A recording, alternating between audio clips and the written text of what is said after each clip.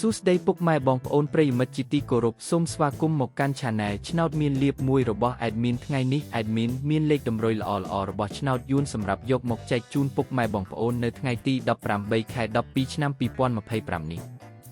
ដូចនេះ Admin មិនចង់ចាយពេលវេលារបស់ពុកម៉ែបងប្អូនយូរតោះយើងមកតាមដានលេខតម្រុយឆ្នោតរបស់យើងទាំងអស់គ្នា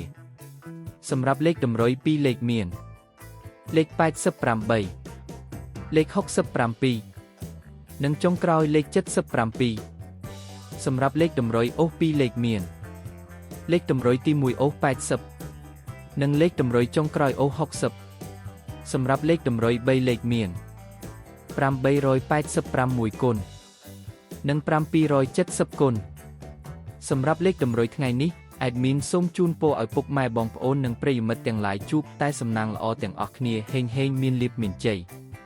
ជាចុងក្រោយសូមកុំភ្លេចជួយចុច Subscribe និង Comment ហើយដាក់សញ្ញារូបកណ្ដឹងដើម្បីជាការផ្ដល់កម្លាំងចិត្តមកកាន់ Admin ជាពិសេសងាយស្រួលតាមដានវីដេអូថ្មីៗនិងលេខតម្រុយល្អៗជាប្រចាំថ្ងៃជាមួយ Admin សូមគោរពលាពុកម៉ែបងប្អូនពី Admin ឆ្នោតមានលាភមួយសូមសំណាងល្អទាំងអស់គ្នាសូមអរគុណ